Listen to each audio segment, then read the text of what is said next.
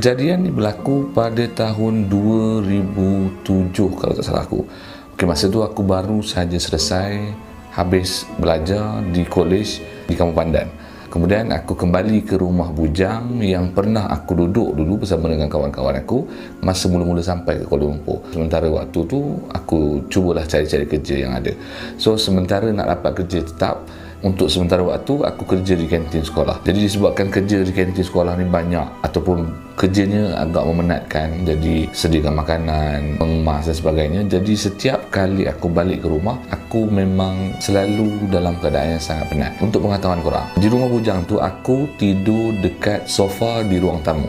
Disebabkan bilik dah penuh, ramai kawan-kawan yang ada, jadi aku memilih untuk tidur di sofa bahagian hadapan. Bagi aku tempat tu lebih selesa lah. Jadi setiap malam aku akan tidur kat situ. Pada malam kejadian, aku tidur awal sedikit. Lebih kurang jam 11 malam aku dah masuk tidur. Walaupun lampu masih terbuka, tapi aku tidur awal sebab mungkin terlalu penat pada hari tersebut. Dan aku tak sedar bagaimana aku tidur, sebab selalunya kalau aku tidak terlalu penat, aku akan biasa memang aku tidur akan menjeling ke kanan. Okey, tapi pada hari tersebut aku rasa aku tidak tidur menjeling ke kanan, aku tidur terlentang. Tiba-tiba aku terjaga, kalau tak salah aku waktu tu dah tengah malam, lampu semua dah tutup. Waktu tu aku terjaga, aku rasa macam ada sesuatu yang sedang duduk di atas perut aku.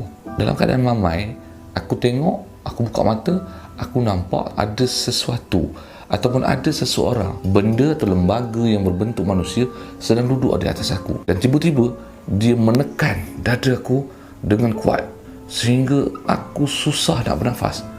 Dia tekan dan aku rasa susah nak bernafas. Aku rasa macam, ya Allah, sesak ni nafas aku tak boleh nak bernafas ketika tu. Dan kemudian bila aku dah sampai dah hujung-hujung, agak tak tahan, dia lepaskan. Kemudian dia tekan lagi berulang-ulang kali. Aku cuba untuk bersuara, aku cuba menjerit, aku panggil nama kawan aku, Zaman. Tapi tak ada suara yang keluar daripada mulut aku ketika itu. Seolah-olah aku menjadi bisu. Aku cuba juga jerit sekali lagi, 2-3 kali, tak ada suara yang keluar. Dan aku cuba untuk azan, pun tidak ada kedengaran. Walaupun aku tahu aku melafazkan azan dan aku juga baca ayat kursi, tapi tidak keluar sebarang suara pada ketika itu. Aku dah menjadi semakin panik dan semakin lama semakin kuat tekanannya. Aku tak ada tekan sampai tahap aku rasa dah sampai hujung nyawa, dah hampir-hampir putus nyawa, dia lepas, dilonggarkan. Dia tekan lagi.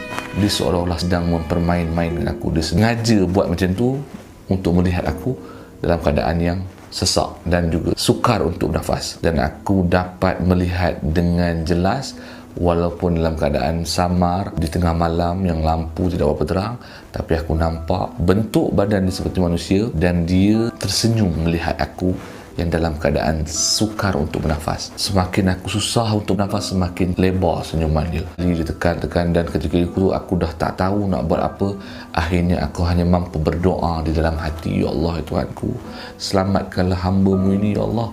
Aku dah tak tahu nak buat apa, aku hanya berserah diri padamu, Ya Allah. Akhirnya tekanan yang benda lembaga tu tekan dada aku dilepaskan perlahan-lahan. Kemudian dia masih lagi bermain, tetapi dia tidak tekan lagi terlalu kuat lagi dah. Pelan-pelan akhirnya dia melepaskan tekanan di bahagian dada aku, tapi dia masih lagi duduk di atas badan aku. Dan kemudian aku cuba menjerit Allahu Akbar ataupun aku cuba untuk membaca ayat kursi. Kemudian dia perlahan-lahan dibangun, dia angkat kaki dia dan dia berdiri betul-betul di sebelah aku, di sebelah sofa.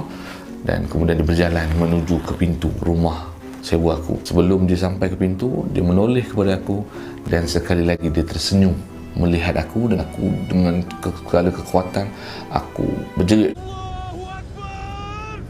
dan akhirnya aku berjaya melepaskan diri daripada ikatan, terus bangun daripada baring, terus aku duduk dan aku melihat dia berpaling dan terus melepasi pintu hadapan rumah sewa kami dan terus menghilang menembusi pintu. Ketika itu aku bangun, badan aku dah berpeluh-peluh macam mandi, bajuku basah. Dan pada malam tu tak ada siapa pun yang sedar, sedangkan kawan aku ramai je. Adalah rumah tu ada 8 ke 9 orang, tapi seorang pun tak sedar dan semuanya dalam keadaan nyenyak tidur. Dan apa-apa pun aku bersyukur kepada Allah Ta'ala sebab Allah memakbulkan doa aku, mendengar doa aku dan aku berjaya diselamatkan. Kalaulah Allah tidak membantu aku ketika itu, mungkin aku sudah tidak bernyawa lagi, kerana memang tekanan yang diberikan memang tekanan untuk membunuh sebenarnya. So, bila sampai di hujung nyawa, hujung nafas, baru dilepaskan. Jadi untuk sebagai peringatan kepada semua korang semua, kalau nak tidur, paling penting tolong basuh kaki, kalau boleh mandi dahulu dan ambil wuduk, dan tidurlah dalam keadaan mengiring. Kalau tak boleh nak mengiring ke kanan, mengiringlah ke kiri, dan tolong jangan tidur dalam keadaan terlentang ataupun menerap, sebab itu boleh mengundang bahaya ataupun mengundang sesuatu ataupun apa-apa saja yang berada di sekeliling kita yang kita tak nampak, jin, syaitan, untuk mengganggu kita.